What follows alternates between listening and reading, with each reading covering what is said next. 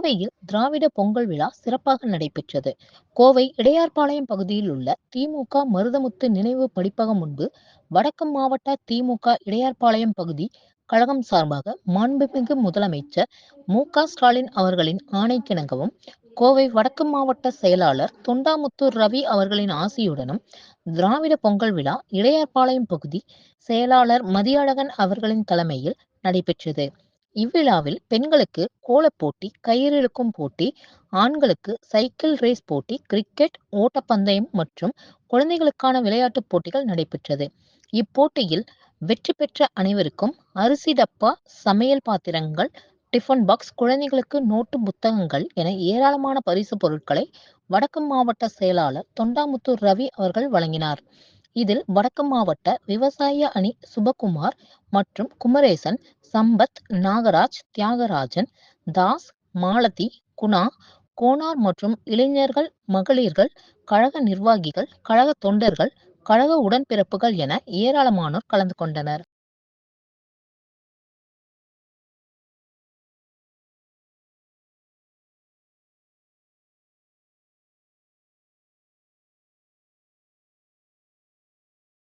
கழகத்தினுடைய தலைவர், தமிழகத்தினுடைய முதலமைச்சர் அண்ணன் தளபதி அவர்களுடைய வேண்டுகோளுக்கு இணங்க தமிழ்நாடு முழுவதும் நடைபெறுகிற திராவிட பொங்கல் விழா இங்கிருந்து கோவை வடக்கு மாவட்ட திமுக இடையர்பாளையம் பகுதி திமுக சார்பிலே காலையிலே இருந்து கோலப் போட்டி, மைதானத்திலே கிரிக்கெட் போட்டி, இப்பொழுது கையெழுத்தல் போட்டி, மாலை வரை சிறுமிகளுக்கான விளையாட்டு நிகழ்ச்சிகள் சிறப்பாக கழகத்தினுடைய தலைவர் ஆணைக்கிழங்கு நடைபெற்றுக் கொண்டிருக்கிறது.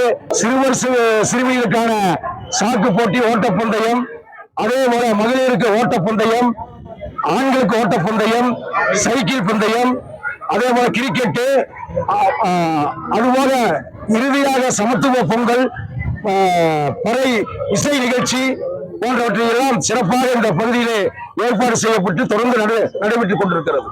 அதே போல தமிழகத்தினுடைய முதலமைச்சர் பொங்கல் முன்னிட்டு பொங்கல் தொகுப்புடன் ரூபாய் வழங்கியுள்ளது மக்களிடத்திலே பெரும் வரவேற்பாக மக்கள் மகிழ்ச்சி அடைகிறார்கள்.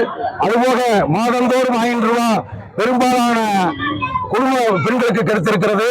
இதையெல்லாம் மக்கள் வருகிற 2026 திராவிட மாடல் ஆட்சி மீண்டும் அமர அவர்கள் எல்லாம் நல்லாதரவு தருவார்கள் என்று நாங்கள் முழுமையாக நம்புகிறோம். நல்லாதரவு இருக்கிறது.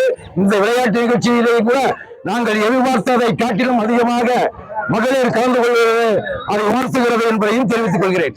மாநகராட்சி பணிகளை பொறுத்தவரை 2 மட்டத்திலேயும் அனைத்து பணிகளும் முழுமையடைந்திருக்கின்றன. அதே போல அரசு நலத்திட்ட உதவிகளும் பெரும்பாலான மக்களுக்கு கிடைத்திருக்கிறது என்பதையும் தெரிவித்துக் கொள்கிறேன். வார்டுக்குள்ள 2 வார்டிலும் ஆரம்ப சுகாதார நிலையம் அமைச்சிருக்கிறோம். அடுத்து ஸ்கூல் 35வது வட்டத்துல 3 கோடிக்கு ஒதுக்கீடு செய்த அரசு தனியார் பள்ளி மிஞ்சுகிற அளவிற்கு இந்த இடையர்பாளையம் பகுதியில பள்ளி அமைக்கப்பட்டிருக்கிறது. அதுபோல சாக்கடை வசதி, தார் சாலை வசதி அனைத்துமே ஓரளவு நிறைவேற்றி மக்களுக்கு கொடுத்திருக்கிறோம். அதனால மக்கள் வருகிற 2026 சட்டமன்ற தேர்தலில் பேராதரவு அளிப்பார்கள் என்று எங்களுக்கு நம்பிக்கை இருக்கிறது. அதனுடைய அடித்தளமாகத்தான் இந்த மக்கள் கூட்டம், பெண்கள் கூட்டம் அதிகமாக இருக்கிறது என்பதையும் தெரிவித்துக் கொள்கிறேன்.